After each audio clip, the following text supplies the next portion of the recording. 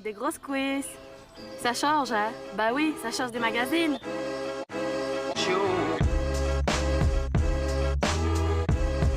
Que la force soit avec toi, à jamais.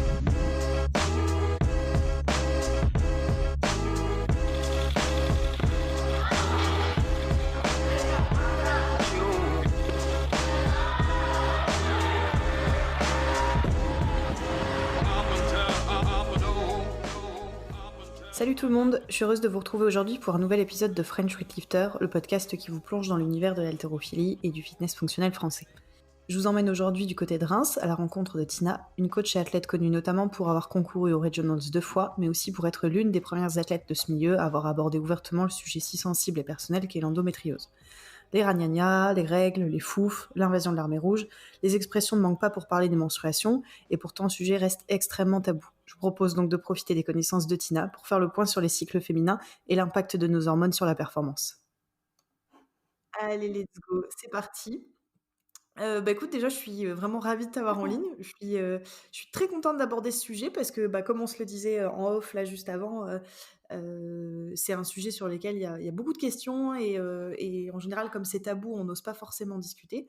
Donc, je commencerai du coup par dire tout de suite que voilà, on n'est pas médecin, qu'on n'a pas une expérience médicale à proprement parler, qu'on va plus parler d'un retour d'expérience et de toutes les recherches, notamment de ton côté que tu as pu mener. Et puis, j'espère qu'on pourra apporter le plus de réponses possibles à tout le monde. Voilà, et du coup, pour introduire tout ça, je vais te demander si tu veux bien te présenter. Bonjour, merci Cyrielle de m'avoir. Ça me fait également très plaisir de pouvoir un petit peu parler de tout ça, en sachant que voilà, ça reste quand même un retour d'expérience de tout ce que moi j'ai pu voir de par mon métier et puis de par les recherches en fait qui sont tout de même assez. Enfin, on trouve toujours de nouvelles choses, donc en fait on finit jamais de chercher. Et donc moi je suis Tina Mouiglin, je suis coach sportif CrossFit aussi, hein, j'ai fait quelques compètes en CrossFit et voilà, tout simplement, avec une spécialité quand même santé, bien-être, où c'est vrai que je tends de plus en plus par rapport à ça, de par en fait l'expérience, de par moi, mon ressenti et puis de ce que je vois au quotidien en fait. Vraiment peut-être une dominante plus sport santé, bien que rien n'empêche d'avoir la performance avec la santé, bien sûr, mais et c'est vrai qu'on a souvent tendance à tomber dans des dérives de trop. Tout en excès, en fait, est mauvais. Donc, arriver à revenir un peu sur des bases saines, quoi. Voilà. D'accord. Écoute, c'est bien d'avoir recadré parce que alors moi, j'ai fait mes petites recherches, donc j'ai l'impression de te connaître un petit peu à travers certaines choses, même si c'est certainement, tu as beaucoup de choses à m'apprendre. J'ai vu que tu avais fait les regionals plusieurs fois, Oui, notamment. ouais, c'est vrai. Donc c'est vrai qu'on pourrait se dire au premier abord que tu es plutôt un profil compétitrice et comme tu disais, plutôt performance. Mais par ailleurs, par exemple, je regardais sur ton Instagram et il y a aussi beaucoup de recettes, beaucoup de sujets autour de l'alimentation, justement, healthy, le végétal, etc. Donc tu as un peu cette double casquette, quelque part, une expérience de la compète, de la grosse compète même d'ailleurs. Oui, la grosse compète, oui. Et en même temps, cette sensibilité, on va dire, comme on se disait tout à l'heure, vraie vie, quoi. Oui, parce qu'il ne faut pas non plus oublier que malgré tout, même la compétition, c'est pas 100% de la vie, quoi. Ni 90, ni 80%, ça reste quand même minime en termes d'occupation au quotidien, en fait. C'est pas comme on n'est pas athlète de haut niveau, il y en a qui peuvent en vivre et c'est très bien, mais c'est pas notre métier en fait, c'est pas notre métier, il faut arriver aussi à remettre les choses un petit peu dans leur contexte et puis surtout se dire comment je peux durer. Et comment je peux durer? Il y a beaucoup d'athlètes qui font des coups d'éclat et au final, alors c'est jamais facile d'être au top niveau, hein, mais c'est plus facile d'être au top une fois que de durer en fait, que d'y être sur du long terme.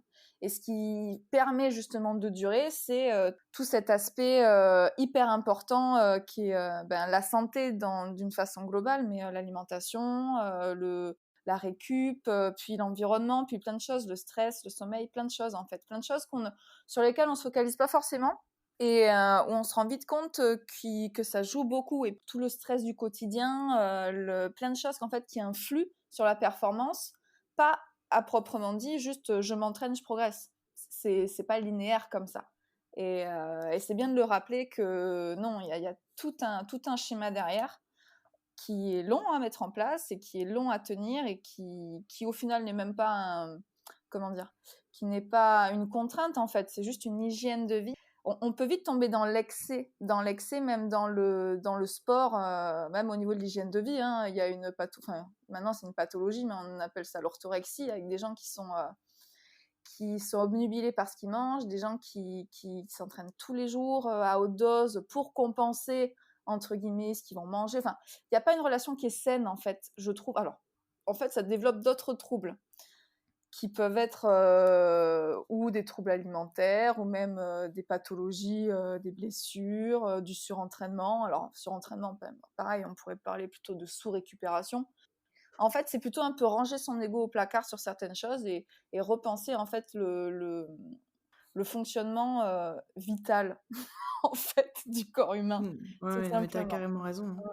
Ça fait plusieurs fois qu'on aborde ce sujet-là, tu vois, avec des invités sur le podcast Mm. et notamment là ces derniers temps, l'aspect mental, dans le sens très large, puisqu'on se disait qu'en réalité, un athlète qui fait de la compétition à bon niveau ou même à très bon niveau, il y a une dimension bien-être psychologique qui est hyper importante dans sa performance. Oui, Et comme tu disais, mais même aussi dans son sommeil, dans tous les troubles alimentaires qui peuvent effectivement apparaître à droite à gauche, et qu'on n'aura jamais un athlète aussi bon qu'un athlète qui est équilibré, on va dire, et qui est bien dans sa tête et bien qui se sûr. sent bien, parce que derrière, tout le reste va beaucoup mieux. C'est-à-dire que tu peux être une machine de guerre. Si quand tu rates quelques barres, tu rentres chez toi, t'es en larmes, c'est qu'il y a quelque chose qui va pas et que Exactement. ça pourra pas durer éternellement. Donc, effectivement, je suis assez d'accord avec toi. Je trouve qu'il y a plein de facteurs qui jouent et qu'on a tendance à se dire, ouais, voilà, faut être une brute, ça crie à l'entraînement, il faut être résilient, il faut pas pleurer, il faut avoir la bonne prog, il faut avoir la bonne planif. Alors que tu peux avoir tout ça, mais si à côté, effectivement, tu dors pas bien, tu manges pas bien, ou alors tu te connais pas bien, Tout à fait. ou même tu n'arrives pas à parler de certains sujets, Hein. bah, t'es pas tout à fait libéré, t'es pas tout à fait bien dans ta peau, et voilà, tu pourras pas tirer ton plein potentiel de tout ça, Exactement. quoi. Puis il y a une partie psy, comme tu viens de dire, il y a une partie psy qui est hyper importante. Donc tu as dit oui, il faut la meilleure prog, le meilleur entraînement et tout, mais en fait, on peut avoir la meilleure prog du monde à partir du moment où il n'y a pas d'engagement derrière, ça sert à rien. On peut avoir les meilleurs entraîneurs, le meilleur environnement pour s'entraîner. Si on n'est pas psychologiquement prêt à mettre l'engagement qu'il faut, je parle vraiment pour du haut niveau. C'est vraiment une question d'engagement et c'est pour ça aussi qu'on voit un peu fleurir. Il y a eu une période où il y avait beaucoup de préparateurs mentaux. Alors, c'est toujours le cas, hein, mais ils étaient hyper concernés sur ça, sur arriver à faire un mental de champion en passant par des exercices divers et variés, de psychologie, de mentalisation, d'imagerie mentale aussi. Ouais, une partie mentale qui est hyper importante, surtout quand on arrive à un haut niveau, où en fait, au bout d'un moment, le niveau physique, tout le monde a le même en fait. Même avec des qualités physiques un peu plus développées que d'autres, au bout d'un moment, à haut niveau, tout le monde a plus ou moins le même niveau physique. C'est vraiment dans la tête que ça se passe. Et si dans la tête, on n'y est pas, eh ben, ça fait une différence qui est énorme. Et tant sur la performance que du coup sur le bien-être et compagnie. Et c'est vrai que souvent, c'est des gens qui, au final, vont aller de frustration en frustration, alors qu'à la base, enfin, faut pas oublier non plus pourquoi on fait ça. À la base, quand même, le sport, même si on aime la compétition, même si on aime la performance, on fait ça parce que ça nous plaît, en fait. Au-delà d'être en santé et tout, alors bien sûr, hein, c'est une partie qui est hyper importante, mais parce que ça nous plaît et qu'on se sent bien. Et quand on arrive justement dans ces travers, en fait, c'est qu'il faut se poser les bonnes questions. Et souvent, on remet en cause ce qui doit pas être mis en cause. On remet en cause ou l'entraînement ou le coach. Alors ça peut être ça, hein, bien sûr, hein, mais c'est aussi arriver à se remettre en question soi sur l'hygiène de vie, sur même l'hygiène mentale en fait.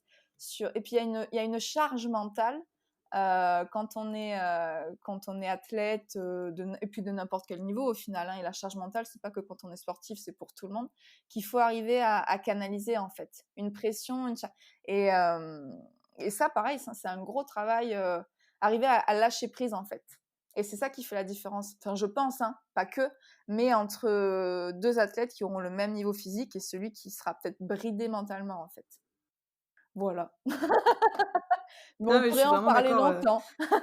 Parce que bah, là, ça recoupe un petit peu avec le sujet donc, qui nous intéresse aujourd'hui, tu vois. Je trouve que tout ce qui est petites choses féminines, on va dire, Oui, et autres, ça reste vraiment dans le domaine du tabou.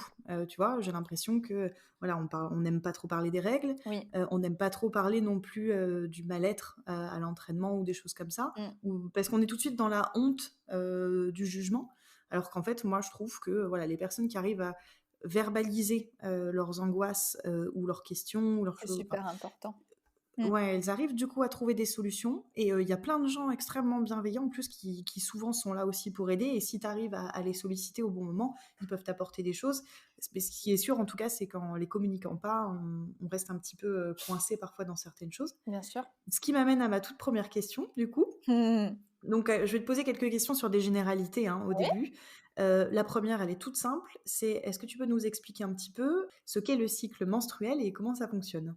Alors, le cycle menstruel, en fait, il faut penser, je vais pas dire paléolithique, mais la base, en fait, du corps de la femme. Alors non, c'est réducteur, j'ai les féministes qui vont me tomber dessus, c'est pas la base du corps humain, du corps de la femme, mais en tout cas, on est les seuls êtres, en tout cas, à pouvoir porter la vie. Donc, tout simplement, en fait, le cycle menstruel, c'est ni plus ni moins. Alors, à la puberté, parce que bon, petite fille, non, mais dès qu'on commence à entrer en puberté, c'est ni plus ni moins que le résultat de la préparation en fait de la nidation. Donc en gros, l'utérus qui se prépare à recevoir une grossesse. Donc quand il n'y a pas grossesse, eh ben on va évacuer en fait ce nid qui aura été construit. Donc là c'est comme si je parlais à un enfant, mais en gros c'est avant, donc il y a plusieurs phases en fait dans un cycle, ça on en parlera plus tard. Il y a 4 semaines. En général, il y a des cycles qui sont plus ou moins courts, plus ou moins longs, mais si vraiment on schématise, on dit qu'il y a 4 semaines, où tu as donc plusieurs hormones qui agissent en fonction du cycle, en fonction du temps. Et en fait, nous, on a la capacité, et c'est à ça que servent les ovaires, à avoir un ovule. Donc, quand on ovule et que cet ovule n'est pas fécondé, eh ben forcément, on va l'évacuer. Donc en fait, on prépare la couche interne de l'utérus en vue d'une éventuelle grossesse. La couche s'épaissit et quand elle ne reçoit pas en fait simplement la grossesse, elle s'évacue avec les saignements. Et c'est pour ça qu'on saigne tous les mois quand il n'y a pas grossesse. Et quand il n'y a pas non plus un traitement hormonal derrière ou qui agit en fait justement sur cet axe-là. Donc naturellement, voilà. On n'est pas enceinte, on saigne. C'est tout. Et tous les mois, c'est comme ça. Génial. Ouais, super nouvelle, ouais, super nouvelle. Du coup, ce qui m'amène à ma question suivante, évidemment, ça c'est quand tout se passe bien, évidemment, on sait que c'est pas une machine très très précise, que chacune a la sienne. On peut observer également des dysfonctionnements et c'est encore plus présent chez les sportives parce que voilà, l'activité physique, etc. En gros, qu'est-ce qui peut mal se passer? Qu'est-ce qui peut varier d'une femme à une autre, etc. Alors, plein de choses. En fait, pour les sportives, en tout cas, on retrouve une aménorrhée, en fait, qui est assez importante chez les sportifs de haut niveau, et en particulier chez les sportifs d'endurance et qui sont dans des sports à catégorie de poids, ou même qui demandent, en fait, un aspect esthétique ou peu de masse grasse. Donc, en fait, on a des femmes qui développent plein de... autre chose que le fait de ne plus avoir ses règles, ce qui fait qu'elles n'ont plus leurs règles. Donc, aménorrhée, c'est une suppression, en fait, des cycles. Elles développent des troubles hormonaux. Donc, ça veut dire qu'on va avoir tout ce qui est un taux de masse grasse trop bas, un déficit énergétique, un surentraînement, parce que souvent, en sport de haut niveau, surtout sur des sports d'endurance, on accumule quand même un volume énorme, en fait, que ce soit des kilomètres, des charges, un volume d'entraînement qui est énorme. Et au bout d'un moment, le corps va simplement se mettre en mode sécurité et se focaliser sur tout ce qui est le plus important. Et en soi, l'ovulation ne fait pas partie des choses essentielles en fait à la vie. Donc ça, c'est ce qu'on appelle la triade de la sportive, avec plein de troubles dessus. Donc il y a déjà cette aménorrhée qu'on trouve beaucoup. Il y a tout ce qui est... Alors, c'est beaucoup de termes scientifiques qui finissent en orée. On a les oligoménorrhées, donc c'est le fait d'avoir des cycles complètement irréguliers. Des dysménorrhées, c'est beaucoup de douleurs en fait pendant les cycles. Donc en fait, les douleurs, ça peut résulter de plein de choses. Ça peut résulter simplement d'une endométriose. Ça peut résulter du syndrome des ovaires polykystiques aussi, d'un dérèglement hormonal tout simplement, parce que malgré tout, au final, en fonction du cycle et en fonction du coup de l'environnement, de l'entraînement, on a alors au-delà d'autres hormones. On a surtout l'oestrogène et la progestérone. Et quand elles n'ont pas leur place au bon moment, c'est-à-dire qu'il faut imaginer un petit peu une courbe avec au départ du cycle l'oestrogène qui va être, lui, qui va augmenter au fur et à mesure jusqu'à l'ovulation et qui va baisser, tandis que la progestérone, ça va être l'inverse, ça va être basse au début du cycle et elle va monter. Et souvent, ce qu'on retrouve chez les sportifs, c'est qu'il y a un manque de progestérone, en fait. Et du coup, quand on manque de progestérone, on a plein d'effets, de symptômes, d'effets secondaires qui peuvent être les mêmes qu'un trop d'oestrogène ou pas assez d'oestrogène. Donc, ça peut résulter avec une infertilité, parce que du coup, qui dit pas de progestérone ou trop peu de progestérone, on a du mal en fait à ovuler, des douleurs dans les seins, des douleurs dans le bas-ventre, dans les lombaires. Enfin, il y a plus de dysfonctionnement en fait chez les femmes que de fonctionnement normal. Pareil au niveau des cycles, on peut avoir des cycles courts, on peut avoir des cycles longs. Si à partir du moment où on a des cycles qui sont réguliers de ce point de vue-là, peu importe, hein, on peut avoir des cycles de moins de 28 jours ou des cycles de plus de 30-35 jours, c'est pas grave s'ils restent réguliers. Mais souvent, encore chez les sportifs, on a des cycles très irréguliers. Ne serait-ce que par en fait l'impact de l'entraînement dessus, qui déséquilibre complètement cette osmose en fait hormonale. Du coup, je vais rebondir un petit peu sur ce que tu disais juste avant. À un moment donné, tu as parlé de la triade de la sportive. Oui. Donc moi, je sais un petit peu ce que c'est, je vais pas me spoiler. Je vais te laisser nous expliquer ce que c'est, parce que c'est vrai que c'est très important également. Et en plus, donc il y a d'autres sujets aussi sur lesquels on interviendra via de futurs épisodes du podcast. D'accord. Justement parce que tout est très lié. Mais la triade de la sportive, c'est quelque chose qu'on retrouve depuis longtemps, hein, et le problème, c'est qu'avant, on normalisait en fait le fait de ne plus avoir ces cycles, de ne plus avoir ces règles chez une femme hyper sportive. Pour eux, c'était normal, et c'est vrai que c'était tombé malheureusement dans la normalité dans les sports d'endurance, donc dans l'ultra-trail, dans le triathlon, à chaque fois des sports où le temps d'effort était important. Donc en fait, la triade de la sportive, ça prend plusieurs paramètres en compte. Donc il y a une modification du cycle due à un déficit énergétique, c'est la première chose qu'on voit, parce que il y a une balance énergétique qui se fait de par l'entraînement et de par ce qu'on mange, et quand il y a trop d'entraînement, entre guillemets, il y a plusieurs phases de surentraînement, hein. On va dire qu'il y a 2 niveaux de surentraînement. Les Anglais appellent ça l'overreaching, donc en fait c'est une forme moindre de surentraînement qui est réversible avec une durée de récupération de quelques semaines. Et par contre, il y a l'overtraining, donc là par contre le surentraînement, ce qui est une forme chronique en fait, où il y a une baisse de performance, il y a des symptômes cliniques, même biologiques en fait, et puis un syndrome inflammatoire surtout, de par trop. En fait, du coup, le corps se met à sécréter trop de choses, en fait, tout simplement. Et au bout d'un moment, on n'arrive plus, on a trop de cortisol, trop d'hormones un peu partout. Et là, la durée de récupération, elle est beaucoup, beaucoup plus longue, et se compte en mois. Donc ça joue sur la performance, sur du coup une aménorrhée. Une aménorrhée, triade de la sportive, le premier syndrome, c'est ça, c'est l'arrêt du cycle. Donc un déficit énergétique, elles sont souvent en sous-poids, avec un taux de masse grasse, ça dépend chacune, hein. Il y en a ça dépend comment on vise en fait ce taux-là. Chaque organisme est différent, mais un taux de masse grasse considéré comme trop faible, en tout cas pour vivre correctement, pour fonctionner correctement. Et du coup, chez la femme, lorsqu'elle n'a plus ses règles, elle développe également de l'ostéoporose, parce que il y a encore ces hormones que sont les oestrogènes et les progestérones. Quand elles ne fonctionnent plus correctement, il y a un impact, c'est très féminin ça, hein. Il y a un impact direct en fait sur alors ça part de l'ostéopénie jusqu'à de l'ostéoporose, au final sur les os, tout simplement. Donc, et qui mène du coup tout ça à une infertilité, à une dysfonction endothéliale en fait, tout simplement. Et puis ça passe par plein de choses. Donc on a un processus inflammatoire qui est énorme, donc on a des tendinites, le taux de cortisol qui est beaucoup trop important. On a une augmentation aussi du cholestérol, du mauvais cholestérol, malgré une alimentation sans, mais au final, tellement de points inflammatoires qui font qu'on développe tellement de choses. Donc une baisse d'hormones de croissance, et puis il y a une fatigue surrénale en fait qui est énorme. Donc il y a une baisse des performances, mais il y a aussi une baisse en fait de la fonction vitale, tout simplement, qui peut être réversible, mais avec des mois de repos en fait. Des mois de repos, le temps que le corps recommence à fonctionner en fait de façon quasi normale.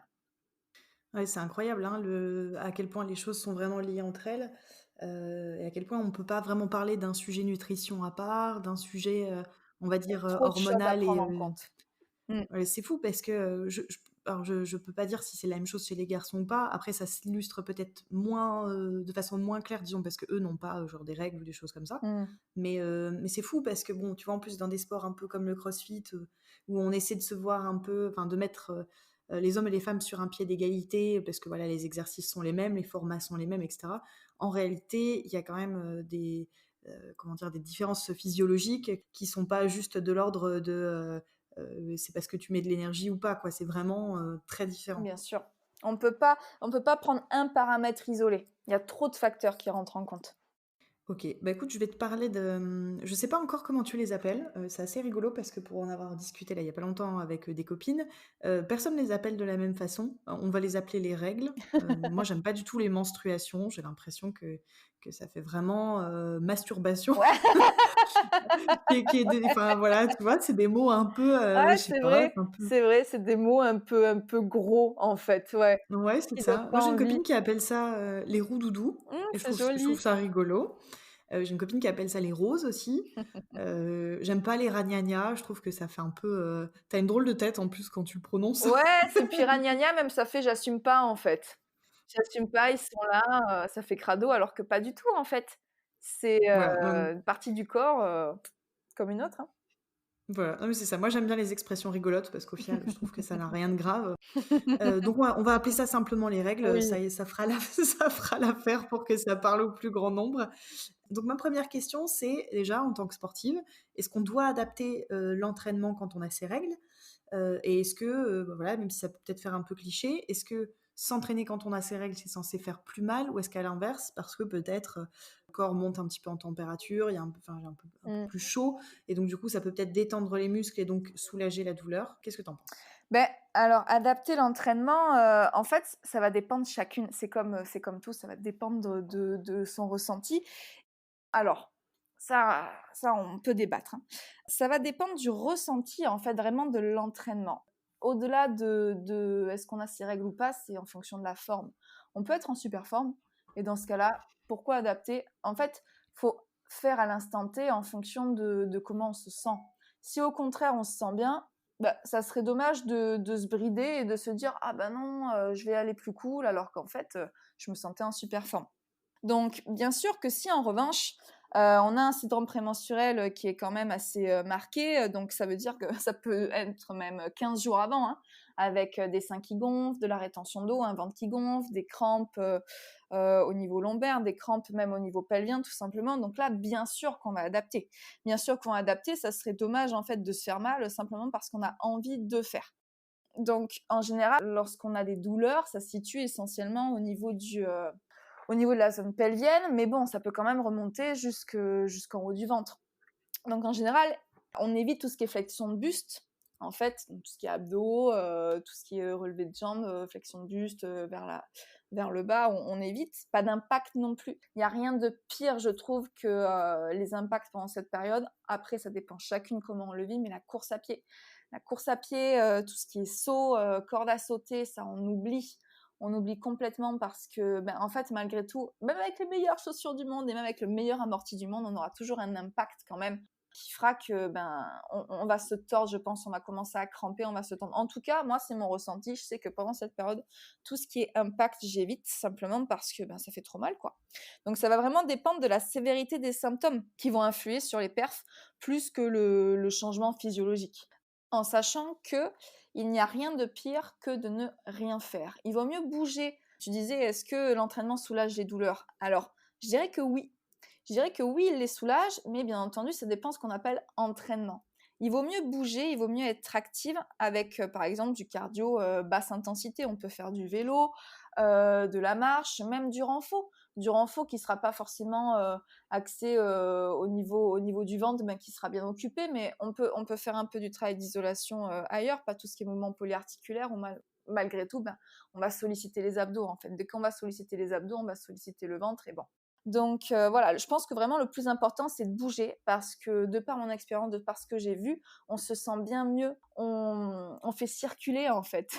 Alors, on fait pas circuler le sang ailleurs que là où il doit aller, mais on bouge, et au final, ça permet de soulager un peu tout ce qui est adhérence, de délier un petit peu les fascias aussi, qui ont tendance à être hyper crampés. Et le fait de rester du coup assise ou en chien de fusil, c'est encore pire. Même si je sais que c'est la dernière des choses dont on a envie de bouger, au contraire. Être active, bien entendu, c'est relatif, l'activité. Mais être active, c'est beaucoup mieux. La station debout même, la station marché, elle est même elle fait moins mal que la station assise recroquevillée. Ouais, et puis tu as probablement un aspect mental, même si c'est pas la priorité, hein, mais quand tu es à l'entraînement, tu vois des gens, tu discutes, tu te changes un peu les idées. Quand tu as des douleurs qui sont pas, voilà, qui te paralysent pas, j'entends, bon, le fait de se concentrer sur d'autres choses, c'est sûr que si tu es chez toi avec un bouquin ou devant la télé et que tu as mal, t'as pas grand-chose auquel te raccrocher, voilà. Alors que quand tu vois du monde, tu bouges, tu es tout de suite un peu plus dans une oui, dynamique qui te permet d'oublier, quoi. Ça aide un petit peu aussi oui. à prendre une petite récréation dans la douleur, on va dire. Et du coup, pareil, je repars sur ce que tu disais, puisque ça va être la suite logique. Là, on a parlé d'adapter l'entraînement pendant les règles. Est-ce que tu peux revenir un petit peu sur cette partie, justement, comment est-ce que les règles impactent la performance sportive au cours d'un cycle complet? Alors oui, c'est vrai que malgré tout, elles impactent. Alors, elles impactent, faut aussi savoir que bon, on va dire que lors des échéances sportives comme les championnats du monde, les Jeux olympiques, bon, des médailles d'or ont été gagnées et des records ont été faits par des femmes à toutes les phases de leur cycle. Donc il faut pas non plus se dire, faut pas non plus tiens, que mentalement on se dise ah, j'ai calculé, je suis dans telle semaine, du coup il y a moyen, je peux autant me donner des excuses que me dire tiens, je vais y aller. Donc on va poser les bases. En fait, on a 4, comme j'avais dit tout à l'heure, on a 4 semaines. En général, on dit qu'on a 2 phases, plus ou moins dans le cycle. On a la phase folliculaire, donc la première quinzaine en fait du cycle, quatorzaine, on va dire, et la deuxième phase qui est la phase lutéale. Moi, je dirais plutôt qu'il y a 4 phases en fait. Il y a 4 semaines. La première phase qui est la phase des règles, donc la première semaine, qui en général dure un peu moins de 7 jours, mais ça peut durer au moins 7 jours.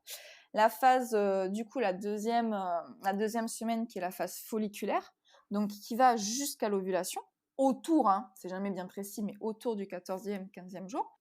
Ensuite, on a la phase ovulatoire, donc après l'ovulation, et ensuite la phase lutéale, où là, hop, c'est la semaine précédant les règles. Donc en effet, on a du coup le corps au niveau physiologique qui va changer en fait pendant ces phases. Donc est-ce qu'ils vont impacter la performance sportive? Oui, on peut le dire, mais il faut quand même relativiser en fait cet impact-là en fonction du traitement qu'on prend ou pas, de la récupération et compagnie. Voilà, on ne peut pas se focaliser que sur tiens, je suis dans telle phase, du coup je vais être plus performante ou pas sur ça. Donc oui, il y a des recherches en fait qui ont été faites. Il y a des recherches qui ont été faites sur la force en fait, sur la force et l'hypertrophie, sur le gain en force et l'hypertrophie musculaire chez les femmes en fonction de leur cycle. Et en effet, pour schématiser, en fait, dans la première phase, donc les 2 premières semaines, on va dire la phase folliculaire, c'est là où en général on se sent le plus en forme. Alors, pas pendant les règles, mais après, jusqu'à l'ovulation, on a quand même un pic d'énergie et on a, comme tu disais tout à l'heure, une température corporelle qui est en hausse. Donc c'est là où le corps va mieux supporter les efforts de type anaérobie, donc court, intense, tout en étant plus résistant à la douleur. Donc c'est dans cette période-là où on aura tendance à faire des max sur des barres ou à être en fait plus résistant à ce type d'effort. Donc, en gros, il y a une capacité à gagner en force et en masse musculaire qui serait un peu plus importante durant la phase folliculaire. Et ça, c'est avéré avec une étude sur les 2 phases chez les mêmes femmes et il y a eu une nette différence. Donc, ça peut s'expliquer en termes de dommages musculaires, en termes de récupération, parce que du coup, pendant cette période, on a aussi une sensibilité accrue à l'insuline.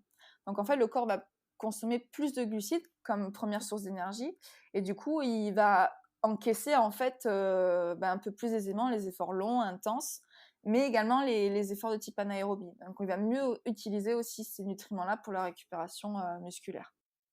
En général, cette première phase du cycle jusqu'à l'ovulation, c'est là où on se sent plus en forme. Donc, c'est peut-être aussi dans ces périodes-là où on va pouvoir adapter l'entraînement ou sur des barres lourdes ou sur des entraînements un peu plus longs, sur du travail d'endurance, de l'aérobie pure.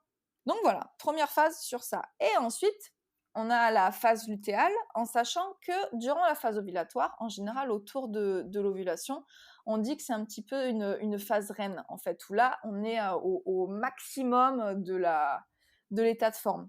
Donc en fait, on a toujours des niveaux de résistance à l'effort qui sont hauts, mais en revanche, à partir de ce pic du coup ovulatoire et jusqu'à la fin de la phase lutéale, on a un pic d'oestrogène. Donc ce pic d'oestrogène en amont de l'ovulation va chuter brutalement. Et ce qui va se passer, c'est que lorsqu'il y a cette chute d'oestrogène, ça influe en fait sur notre souplesse articulaire et ligamentaire. Pendant l'ovulation, il y a des femmes qui ressentent aussi l'ovulation. Donc encore, il va falloir adapter parce que on peut ressentir quel ovule, de quel côté, les douleurs pelviennes, des crampes, et en fait, ça va dépendre du taux d'oestrogène. Donc comme on a vu tout à l'heure, ça va dépendre du coup, si la femme a un taux hormonal en fait correct, de celle qui va avoir un déséquilibre hormonal. Donc ça va dépendre des taux d'oestrogène et du coup du taux de progestérone. Une femme qui va manquer de progestérone, elle va encore plus ressentir ce syndrome prémenstruel dès la phase ovulatoire. Donc, ça, c'est encore à prendre en compte. Donc, dans cette phase lutéale, jusqu'aux règles, là, par contre, on a notre température corporelle qui va être plus élevée. Simplement, donc, comme on a vu tout à l'heure, en raison de l'augmentation du taux de progestérone, normalement. Voilà. C'est là où la progestérone augmente pour justement préparer l'utérus à la nidation. Donc, en fait, comme on a cette température qui est plus élevée, ça augmente notre rythme respiratoire. Donc, c'est dans cette période-là où on a l'impression d'être plus rapidement essoufflé.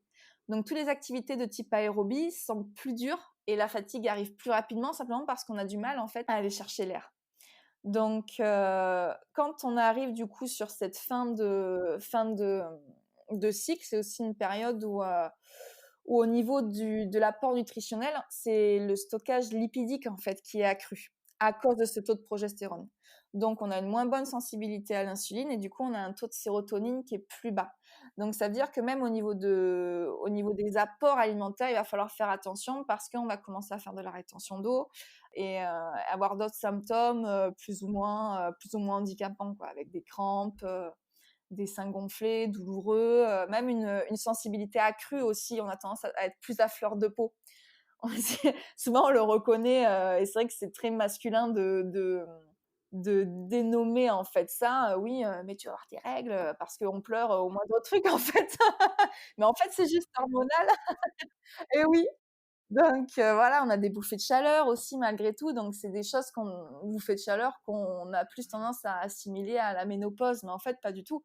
C'est simplement les hormones, cette progestérone qui parle, quoi. Donc voilà, c'est vrai qu'en fait, pour illustrer un petit peu le cycle en termes de forme, il faut le voir un peu comme une courbe qui va ne faire que monter jusqu'au 14e jour, et 14e dans cette quinzaine-là, et qui va redescendre jusqu'au dernier jour. Donc ça, voilà, en gros, au milieu du cycle, c'est le moment où on est censé être le plus en forme et un peu juste avant.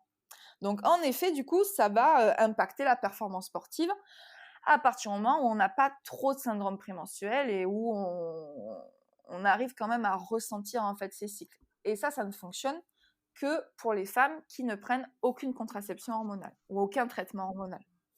Ouais, voilà, ça c'est toujours le truc, hein, parce que voilà, pour mettre un peu, disons, tout le monde à l'aise et qu'on puisse se dire que, voilà, qu'on parle tous en toute transparence, tu vois, moi, il y a des choses que tu dis depuis tout à l'heure, c'est bête, hein, peut-être parce que je les Oui, découvre.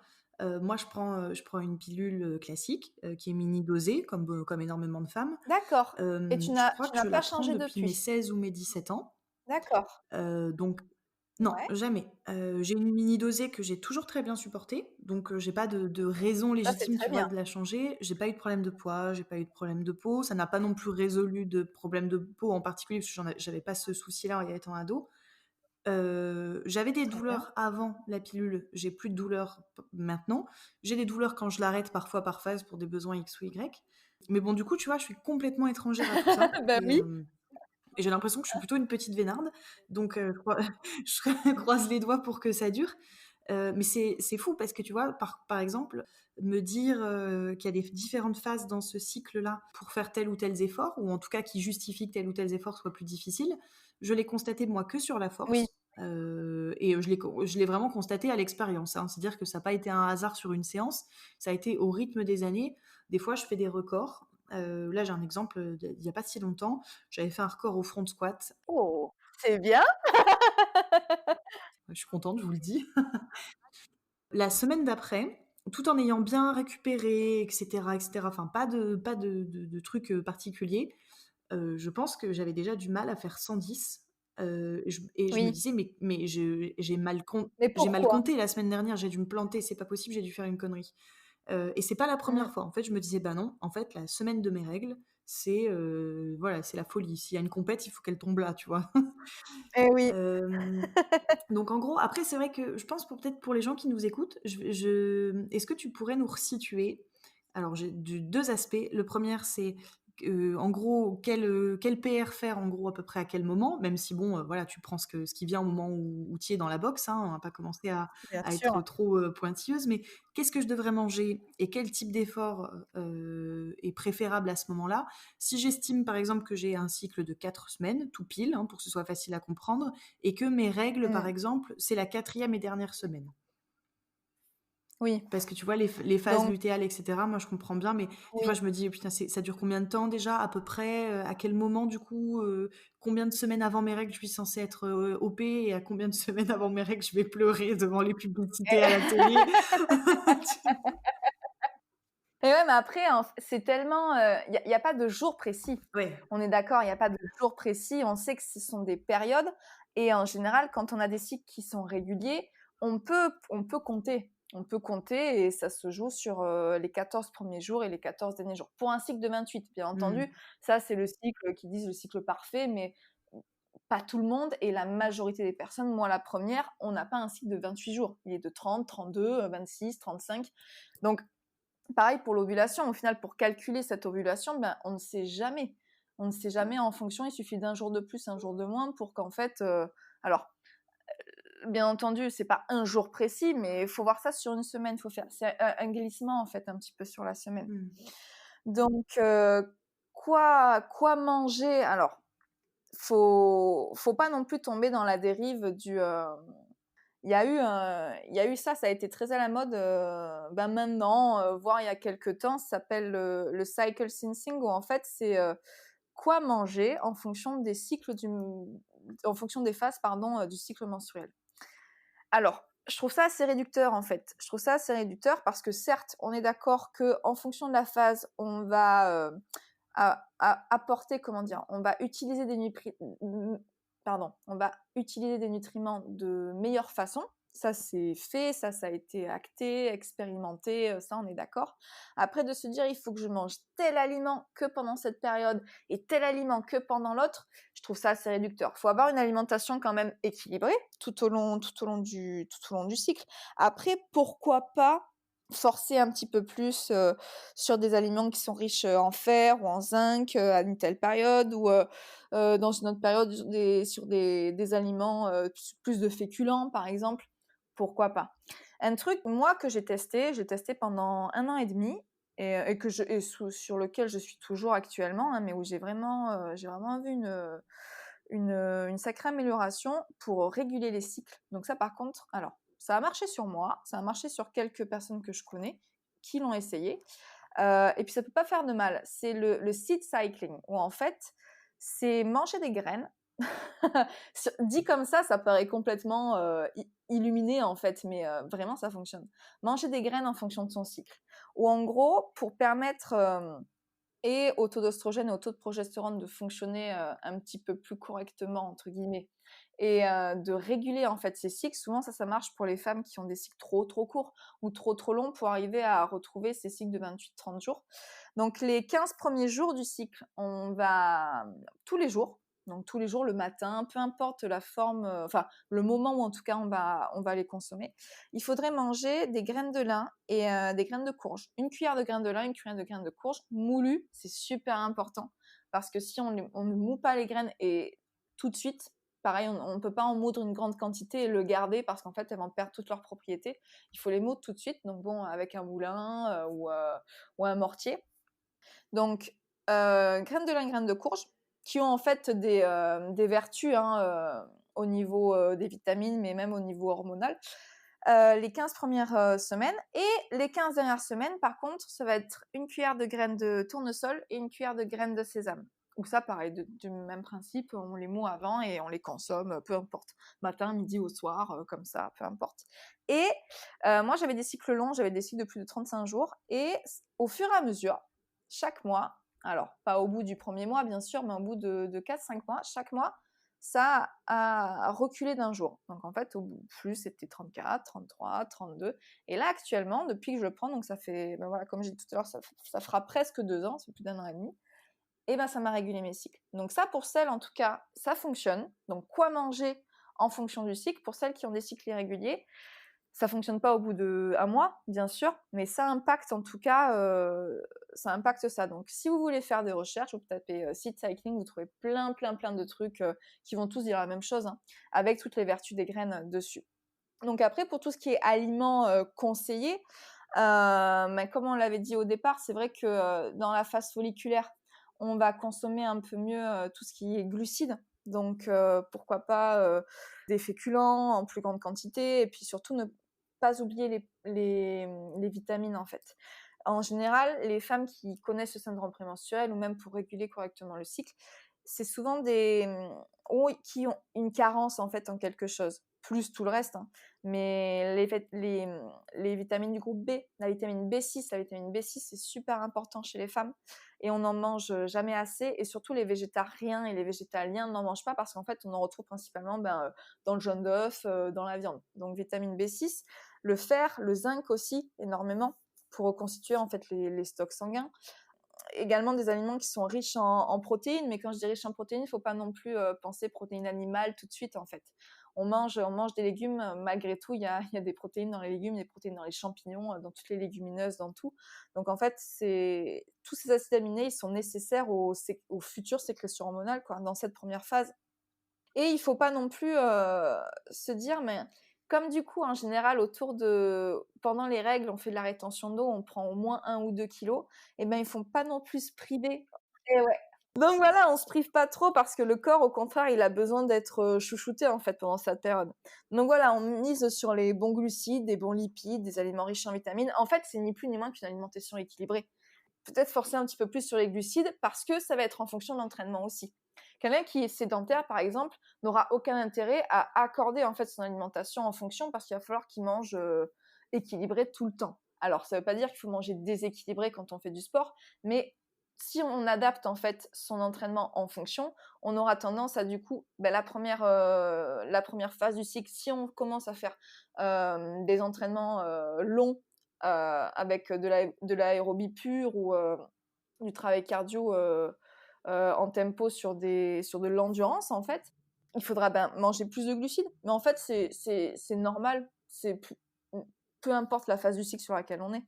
Et par contre, dans la phase ovulatoire, là, oui, comme du coup, on a une sensibilité à l'insuline qui est un petit peu plus basse, on fera peut-être un peu plus attention à tout ce qui est glucides, index glycémique haut.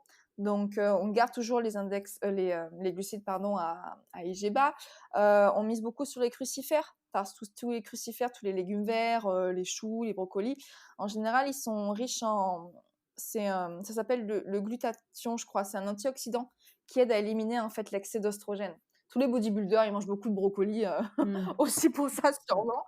Donc, les légumes aussi, parce que malgré tout, on cherche à basifier en fait l'organisme. Et voilà, beaucoup de légumes verts à feuilles, même pour éviter tout ce qui est rétention d'eau, tout ce qui est ballonnement, et des aliments riches en magnésium. Ça aussi, souvent, c'est ce qu'on retrouve déjà chez les femmes et encore plus chez les sportives. On perd énormément de sels minéraux, mais on perd énormément de magnésium. Et Quand on a ces règles aussi, on perd du magnésium et c'est pour ça qu'on est souvent fatigué en fait. Donc des aliments riches en magnésium ou pourquoi pas prendre un supplément en magnésium, bien entendu de bonne qualité, pour limiter un peu un risque de syndrome prémenstruel en fait, qui est plus désobligeant qu'autre chose quoi. Voilà à peu près tout. En fait, c'est un peu réducteur de dire il faut manger telle chose à tel moment. Il faut manger équilibré tout le long. Il faut manger équilibré tout le long et adapter bien entendu l'alimentation en fonction de l'entraînement. Mais là, c'est encore, on parle encore d'autre chose. Là, on sort en fait de quoi manger en fonction du cycle. Ok. Ce qui m'amène du coup à me poser quelques questions plutôt sur la programmation. Donc dans le cadre d'une programmation individualisée, donc c'est-à-dire que j'ai un truc vraiment cousu main pour moi, est-ce qu'il faudrait essayer de faire correspondre les mésocycles ou les microcycles avec le cycle menstruel de la personne? Comme par exemple intégrer les phases de deload durant la phase lutéale, par exemple, par rapport à ce que tu viens de dire. Mhm. Ben oui, ça peut être intéressant pour une femme qui justement est très sensible à ça.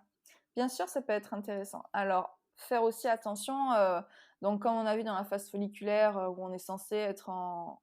J'insiste sur on est censé être en bonne forme. C'est pas parce que on est dans cette phase qu'on est censé être fatigué, parce qu'il y a tellement d'autres paramètres qui font qu'on est cuite. Mais oui, ça peut être intéressant, mais en même temps, ça peut aussi brider un petit peu les cycles, parce qu'en général, des cycles de force, ils sont sur 6 à 8 semaines. Donc au final, cycler sur 4 semaines, ça voudrait dire qu'on aurait 3 semaines d'entraînement progressif plus une semaine de deload. Donc c'est-à-dire qu'on obligerait presque un petit peu à avoir 3 semaines, une semaine de deload, 3 semaines, une semaine de deload, en fonction... alors ça marche vraiment sur les entraînements de type anaérobie pure, tout ce qui est donc force pure, force max, alors et tout ce qui est travail de puissance aussi. Donc, comme en haltéro, où on a beaucoup de travail d'explosivité, en général, l'explosivité, ça passe aussi par la forme. Ce qui est révélateur de la forme, c'est quand on n'a plus de grippe et quand on n'a aucune explosivité. Donc, ça, faire attention peut-être en fonction des pourcentages, des forces max, du pourcentage travaillé en fait pendant cette période, pendant cette phase folliculaire, enfin en tout cas ces 3 premières semaines.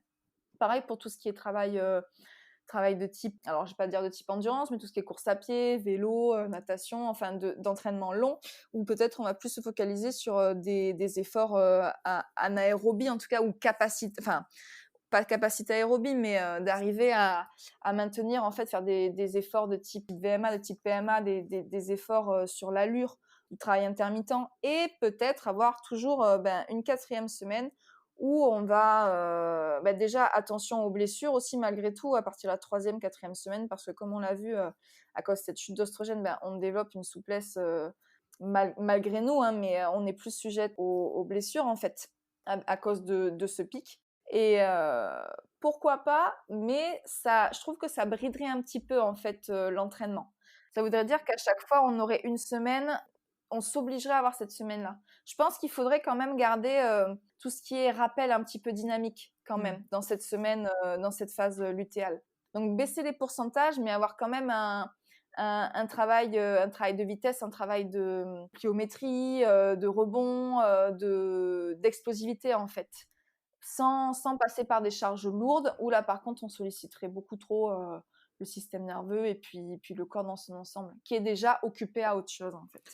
Ça se fait, je pense. Hein. Tu vois, moi perso, j'ai ça. Je me fais des cycles sur 3 semaines, une semaine, parce que j'ai besoin de faire des deloads fréquents. Parce que plus les cycles sont longs et puis plus surtout on arrive vers les échéances des compétitions, donc les cycles sont de moins en moins de reps, c'est de plus en plus lourd. Donc on en parlait tout au début, mais l'engagement émotionnel il est beaucoup plus important.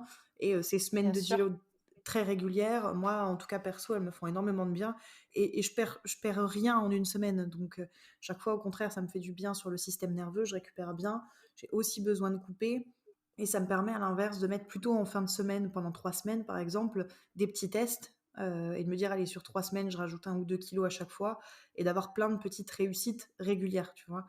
Moi j'ai fait ce choix il y a déjà ça doit faire plus d'une saison parce que ça marche très bien pour moi, ce qui m'empêche pas d'inscrire méso, microcycle, etc. dans le cadre de macrocycle, voilà, vraiment bien planifié par rapport aux échéances.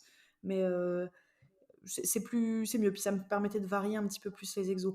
Donc par exemple, ça matche bien. Après, peut-être que pour les gens qui font plutôt du crossfit, ça peut être intéressant de varier, on va dire, le pourcentage, donc la répartition du type d'effort.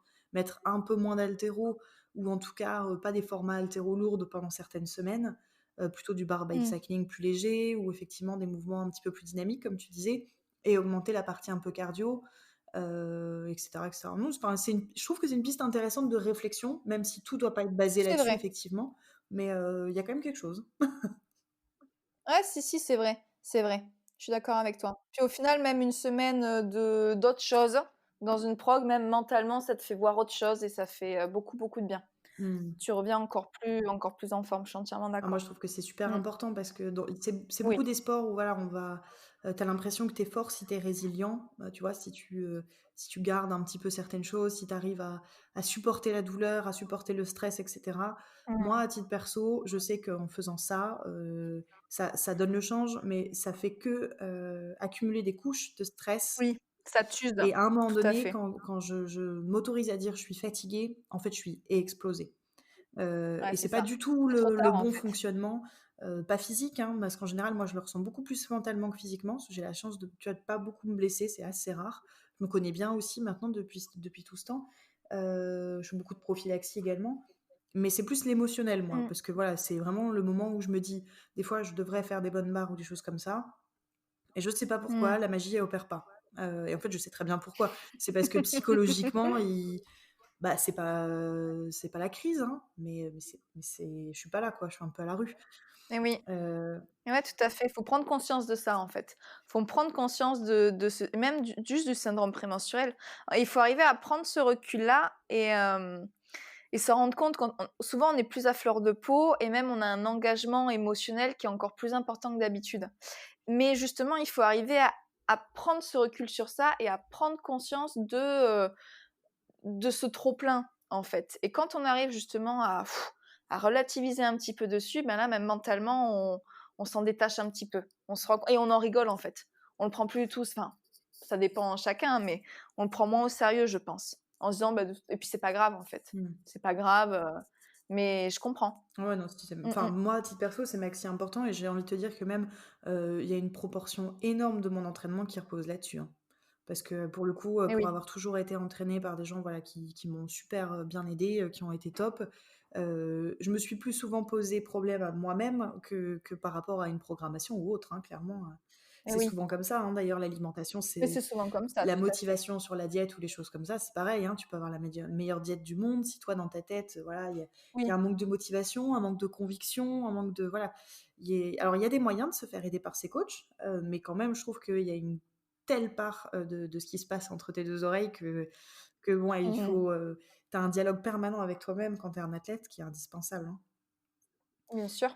Une remise en question qui est permanente aussi Mm. et qui peut être aussi fatigante, même sur du long terme, hein. Mais bien sûr. Il y a une partie mentale, émotionnelle qui est hyper importante. Arriver à faire justement la paix en fait avec cette charge mentale. Mais c'est un combat du quotidien, hein, de toute façon, hein. Et puis j'ai l'impression que c'est très féminin, justement cette question de charge mentale. Alors après, ça dépend, hein, mais où on a tendance, alors c'est peut-être peut-être qu'au final c'est les hormones, hein, on ne sait pas, mais où justement on a tendance à prendre les choses très à cœur, voire des fois trop à cœur. Et quand ça ne fonctionne pas, en tout cas comme on aimerait, ben de suite c'est la fin du monde. C'est la fin du monde et on se focalise sur des fois sur des petits trucs qui au final ne sont pas graves du tout Mm. et où on en fait toute une montagne. Toute une montagne, alors que non, il faut arriver à des fois avoir même un support, tout ce qui est yoga, méditation, agir en pleine conscience en fait. Avoir ce travail là-dessus, ben, je pense que ça permet justement de canaliser en fait justement cette émotion et de la canaliser en émotion positive. Parce que souvent, ben, on a tendance à... Même c'est oppressant en fait, c'est oppressant et c'est usant de sans cesse... pas je vais pas dire pas de le prendre trop à cœur, mais d'être sous pression en fait comme ça. C'est ça qui use au-delà, je pense que c'est usant plus mentalement que physiquement presque. Ah oui, mais c'est sûr. Et puis ça se recroise, tu vois, avec ce que beaucoup d'athlètes m'ont dit là sur les podcasts, c'est que avoir un équilibre dans sa vie globale, c'est capital pour avoir une réussite sportive, parce que il faut toujours qu'il y ait un versant qui puisse en compenser un autre. Et le fait de... C'est assez rare, hein, mais on en a quand même connu des comme ça, des gens qui arrêtent leur boulot pour se consacrer à l'entraînement, même sans trop savoir où ça va mener, ou qui se disent bon, j'aime m'entraîner, je veux devenir coach. Alors, évidemment, c'est pas tout le monde, mais on a quand même aussi des cas, voilà.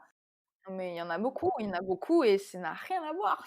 Faut pas Ah confondre. oui, non, non, mais clairement. On est Moi, j'ai d'accord, hein. coaché aussi, j'adore ça, et c'est pas du tout, effectivement, c'est pas du tout la même chose. Et non, c'est pas du tout la même Et chose. c'est vachement important, je trouve, parce que sinon, t'es un peu broyé par la machine, quoi. Tu vois, si, Oui, comme effectivement, tu peux pas en vivre, faut être bien réaliste, sûr. tu peux pas en vivre, hein, ça, Il y en a qu'un seul qui en vit en voilà. France, hein. Donc ça reste Ouais, enfin, c'est un pourcentage tellement bien mince sûr. qu'il existe presque pas, quoi. Donc la vraie réalité, c'est que tu vas devoir quand même jongler avec une vie familiale potentielle, un job, de l'entraînement, des trucs comme ça. Donc en fait, le vrai Oui, athlète, il a une journée bien remplie, quoi. Il n'est pas censé s'entraîner puis rester dans le fauteuil pendant 3 heures en attendant la session 2. Ou alors si, mais mmh. ça va être une période de ta vie. Oui, Mais il y voilà, a un moment où tu exactement. vas sentir que si tu veux t'épanouir en tant que personne, il va falloir quand même que Oui, que tu construises des choses, quoi. Et que oui. l'entraînement en soi, ça peut être. On peut devenir, je pense, accro à cette adrénaline et elle peut te nuire énormément, du coup, hein. Mais c'est super important ce que tu dis. C'est super important parce que, enfin, je suis complètement d'accord. Et justement, arriver à se dire, enfin, je sais que moi, j'ai eu aussi pendant une période où je faisais beaucoup de compétitions, où bon, c'était préparation pour le régional, ces compagnies, où on était quand même, comment dire, où en fait, on sait qu'on nous attend, alors qu'il faudrait pas qu'on se focalise sur ça, mais on sait qu'on nous attend, on sait qu'il y a une pression derrière, et puis on organise notre vie autour de l'entraînement. Mais je pense que ça, de toute évidence, pour être un athlète de haut niveau, pour être un champion, on est obligé de passer par là, d'organiser notre vie autour. Par contre, quand on fait ça, on a souvent tendance à confondre être un bon athlète avec être une bonne personne. Alors déjà, ça n'a strictement rien à voir. Mais comme au final, on vit par ça, eh ben, le moindre truc nous fait que comment dire, on se le perçoit comme réducteur uniquement sur notre personne, alors que pas du tout. Enfin, ton entraînement n'est pas toi. Ton entraînement n'est pas toi, comme ton métier n'est pas toi. Il faut arriver, en fait, c'est presque philosophique, hein, mais il faut arriver à se recentrer sur qu'est-ce qui me fait vivre, qu'est-ce qui fait que je m'épanouis et qui je suis concrètement, en fait. Je ne suis pas la personne sur ce podium, je ne suis pas la personne. Enfin, c'est ni plus ni moins qu'une facette, en fait, et il faut pas qu'on le réduise, en fait. C'est un peu, je pense que c'est un peu une histoire d'ego. Le problème de l'ego, alors c'est pas forcément réducteur en termes d'avoir la grosse tête, mais c'est une fierté qui fait que on se réduit à cette faculté-là, à cette qualité-là. Ou dans ce cas-là, on dit, mais quand on demande à quelqu'un qui il est, il lui dit oui, je suis sportif, oui, je suis médecin, peu importe. Il dit, mais on te demande pas ce que tu fais, on te demande qui tu es, tu vois. Mm. Et d'arriver, et du coup, qui va répondre? Me dit, bah, je suis quelqu'un de positif, ou non, je suis quelqu'un de manuel. Elle dit, oui, mais voilà, il faut pas se résumer à quelque chose. Et c'est ça qui est hyper important, surtout quand justement on fait quelque chose à fond comme ça. Donc ne pas se résumer à ton entraînement, toi en tant qu'athlète, ne te résume pas en tant que personne. Et déjà prendre conscience de ça, ça fait une sacrée différence sur le plan mental, sur le plan personnel. Mais c'est super dur parce qu'on le prend tellement pas à cœur. Et encore une chose, c'est qu'il faut aussi se dire, mais qu'est-ce qui te fait manger tous les jours? C'est pas ton entraînement, c'est pas la compétition qui te fait manger. Donc au final, tu passes peut-être. Alors, c'est pas des sacrifices parce que tu aimes faire ça, mais il faut pas non plus oublier que ce qu'il faut construire, c'est toi. Et c'est ce qui se passe chez toi. Et ça, dans n'importe quelle discipline, à n'importe quel niveau, ce qui se passe chez toi, c'est le plus important et c'est ce qui va te faire perdurer. Parce que malgré tout, ça va durer, ça va pas durer toute ta vie non plus, ta carrière de sportif. Malheureusement, hein. Mais développer autre chose à côté, s'épanouir à côté, s'épanouir en tant que personne et sur plein d'autres aspects, hein, c'est hyper important et au final, c'est ce qui te permet de durer. Parce que tu peux vite tomber dans un burn-out sur alors un surentraînement, mais un surentraînement qui sera presque mental au final. Et c'est super important justement d'arriver à faire la part des choses entre les deux et alors je vais pas dire de pas se prendre au sérieux sur ça, mais de se dire que toute évidence, ce qui me fait gagner ma vie au jour d'aujourd'hui, c'est pas ça. Donc il y a beaucoup, beaucoup trop de monde, je trouve, hein. Alors ça, on pourra en parler beaucoup aussi, hein, mais beaucoup trop de monde qui se prend trop au sérieux sur ça et qui se focalise trop sur ça. Et c'est le problème des réseaux aussi, hein, des réseaux, de machin, mais pareil, de mettre une photo sur le réseau et d'avoir 10 000 sponsors derrière. Oui, mais ça va durer combien de temps? Mais au final, qu'est-ce que tu auras construit à côté et qu'est-ce qui va te permettre de durer? Je doute qu'à 60, 70 ans, tu puisses avoir justement gagné quelque chose, en fait, à avoir accumulé une petite, entre guillemets, une petite fortune, une petite notoriété, ou même une carrière sportive sur quelques années. Plus, au final, qu'est-ce que tu auras construit à côté qui te permettra de vivre et d'être épanoui à côté. C'est super important. Mais c'est très bien que tu le dises.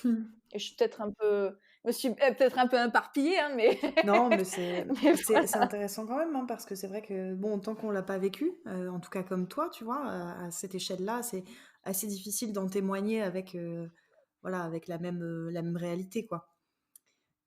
Écoute, Mmh. on arrive déjà vers la fin. Je vais revenir sur un sujet, puisque, tu as régulièrement communiqué dessus ces derniers temps. Moi, je trouve ça très bien. D'ailleurs, bravo, parce que je sais pas comment toi tu le vis et tu nous le diras dans un instant, mais je trouve qu'il faut quand même un petit peu de courage parce que c'est un peu tabou, c'est très intime. Donc, je trouve ça chouette que t'aies pu nous en parler. Donc, c'est en l'occurrence l'endométriose.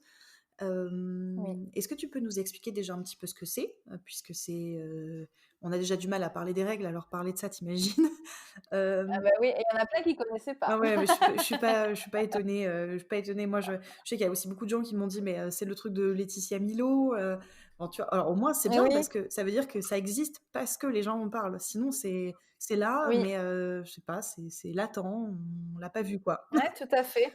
C'est tout à fait.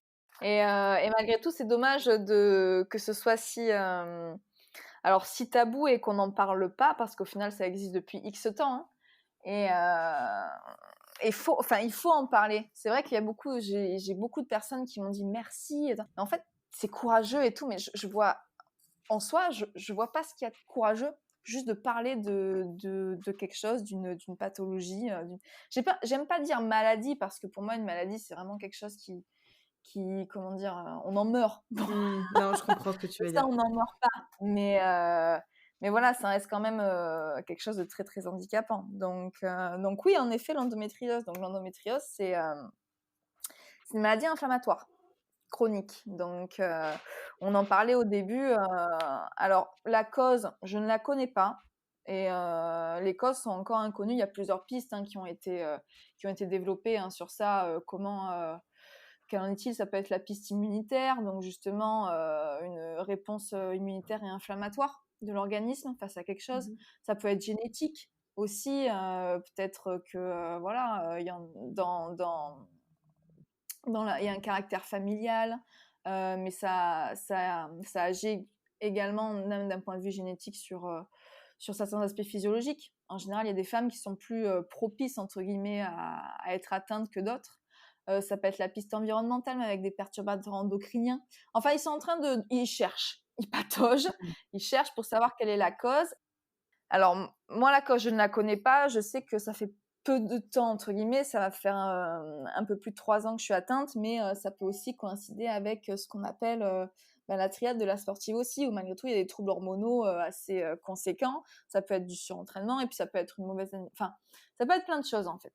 Où au final, c'est ce qu'on disait, le corps sécrète tellement de choses qu'au bout d'un moment, il sécrète tout et n'importe quoi à des niveaux plus ou moins importants, et au final, tout ce dérèglement hormonal agit là-dessus, quoi. Donc c'est inflammatoire. Voilà, déjà il faut savoir ça. C'est chronique. Chronique, pourquoi? Parce qu'en fait, on va ressentir en tout cas les symptômes à chaque fois qu'on a nos règles. Donc en fait, l'endométriose, ça porte bien son nom, ça porte endomètre. Donc on disait au tout départ, L'endomètre, c'est le tissu qui tapisse l'utérus. Donc, c'est le tissu qui permet, c'est la couche interne qui permet l'anidation. Donc, sous l'effet des hormones au cours du cycle, donc qui sont en général les oestrogènes, l'endomètre s'épaissit, donc en vue d'une grossesse, et donc s'il n'y a pas fécondation, il saigne. Donc, ce sont les règles. Et quand on est atteinte d'endométriose, en fait, ces cellules de l'endomètre qui sont censées être évacuées, eh ben, elles ne vont pas être complètement évacuées. Il y a des cellules qui vont remonter et qui vont migrer via les trompes. Et c'est un tissu du coup qui est semblable au tissu endométrial, hein, mais qui va se développer en dehors de l'utérus. Donc en fait, à un endroit qui n'est absolument pas sa place. En dehors de l'utérus, et ça peut aller n'importe où, dans n'importe quel organe. On peut en avoir jusque dans les poumons en fait.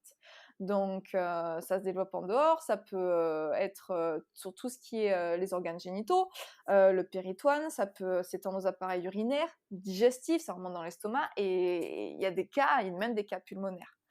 Donc en fait, ce tissu, donc ça va provoquer des lésions, des adhérences. Ça peut aussi avoir des kystes ovariens. Donc des fois, on confond les kystes sur les ovaires et le SOPK, là, le syndrome des ovaires polykystiques. Ça, c'est encore autre chose, qui aussi ont des adhérences. Du coup, dans les organes colonisés, ce sont des endométriomes.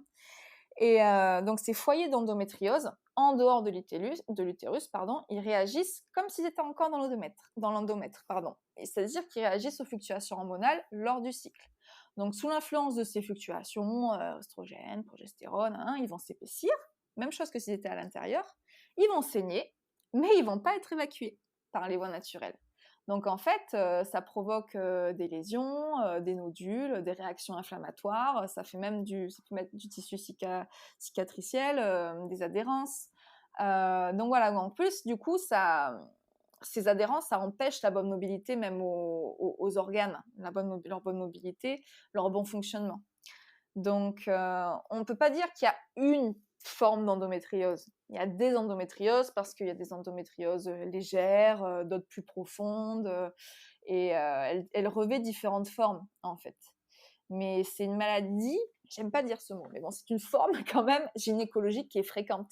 En gros, une femme sur 10 est atteinte d'endométriose, des fois sans le savoir parce qu'elle est asymptomatique, mais cette proportion elle peut monter à près de 40%. Parmi les femmes qui souffrent de douleurs pelviennes chroniques, et en particulier au moment des règles. Et c'est vrai que ça a souvent été peu pris au sérieux parce que c'est considéré comme normal d'avoir mal en fait pendant ces règles. C'est dans les mœurs depuis X temps, et quand les femmes allaient voir le médecin, ils disaient mais écoutez, c'est dans votre tête, de toute façon vous êtes douillette, voilà. Donc voilà, c'est vrai que du coup, alors même au niveau des traitements, alors traitement contre la dysfonction érectile et la prostate, alors ça on en a depuis X années, mais en revanche pour ce qui est justement l'endométriose et compagnie, ben c'était mais vous avez mal, c'est normal. Donc voilà, pareil, il y a cette notion de résistance à la douleur qui est propre à chacune. On réagit pas toutes pareil, on n'a pas toutes mal de la même façon. Et pour savoir du coup si on est atteinte d'endométriose, il faut faire des bilans, des examens cliniques, juste l'examen holistique, on va dire, en disant j'ai mal, ben ça suffit pas parce que ça peut pas être que ça. Donc ça peut être une échographie pelvienne, un IRM, et voire on peut aller jusqu'à une hystérographie, mais voilà, il faut des examens complémentaires, et en tout cas le symptôme principal qui fait que ben, les femmes se posent la question, c'est la douleur. C'est une douleur, enfin personnellement en termes de douleur, c'est comme si j'accouchais tous les mois en fait, en termes de contractions. C'est les mêmes contractions qu'un accouchement. Et bon, alors, en général, tu as quelques enfants dans ta vie, voire un, voire pas, et quand t'en as un tous les mois, Oui, non, mais voilà, c'est un peu handicapant au quotidien. je peux pas te dire que je comprends, je peux te dire que je l'imagine, mais c'est tellement, ça me semble tellement éloigné de ce que tu dois vraiment vivre que bon. Ben, je peux pas te dire chapeau parce que c'est pas comme si c'était une performance que tu avais choisie. Ah non, pas du tout, je m'en serais bien passée. Mais voilà, bah, alors pour le coup, je vais pas forcément trop m'étaler sur le sujet parce que ce serait très intéressant. Après, ce que je te propose, c'est peut-être qu'on en rediscute une autre fois vraiment en spécifique, Bien sûr, avec plaisir. voir si d'autres femmes voilà, sont atteintes par ce syndrome-là. On va l'appeler comme ça hein, pour éviter de parler de maladie. Mmh. et que voilà, s'il y en a qui souhaitent te poser des questions spécifiques là-dessus pour qu'on puisse éventuellement faire le lien et voilà, avoir juste des retours Bien sûr. d'expérience, avoir peut-être des petits tips sur ce qui peut marcher sur les unes les autres et qui des fois peut donner des bonnes idées, hein. En général, ça passe essentiellement, par là. En tout cas, j'étais, très, très contente d'avoir pu échanger avec toi là-dessus. Alors, je sais Ben, moi aussi, on a partagé. dû donner, plein de mots un peu barbares, mais bon, c'est quand même difficile de tout vulgariser. Bien sûr. Comme d'habitude, je remettrai, tes références et les moyens de te contacter éventuellement à chaque fois, dans la bio ou dans les commentaires en dessous de la vidéo ou du podcast, un petit peu partout là où vous pouvez le regarder. Comme ça, s'il y a des gens qui ont des questions, voilà, qui n'hésitent pas à revenir vers toi, à partager un peu leur expérience, Ouais. à se rassurer éventuellement et puis voilà. Bah, top, écoute, merci en tout cas, Cyrielle, c'était avec grand plaisir. C'est bien d'en parler, Ouais. c'est bien, mais on pourrait tergiverser encore dessus pendant X temps. Oui, oui, non, mais Mmh. c'est clairement, clairement, mais je trouve ça encore une fois, je sais que du coup, c'est pas forcément le terme qui te plaît, mais on va dire que c'est très bien, si ce n'est courageux de venir en parler parce que je trouve qu'il faut toujours quelqu'un pour ouvrir la voie et c'est, ce qui est difficile, c'est pour la première, pour la deuxième, pour la troisième et puis après voilà, hein, c'est des choses dont on ose beaucoup plus parler et il y a plein d'exemples sur plein de sujets différents qui nous le prouvent et je trouve ça très bien. Je trouve il faut le dire. Mmh. Voilà. Écoute, je te souhaite une très bonne fin d'après-midi, un beau week-end ensoleillé et puis au Oui, plaisir de se croiser, dans la vraie vie. et oui, avec grand plaisir, Cyrielle. Merci beaucoup en tout cas de m'avoir accueillie. Allez, je glisse. C'était très bien. C'était très bien.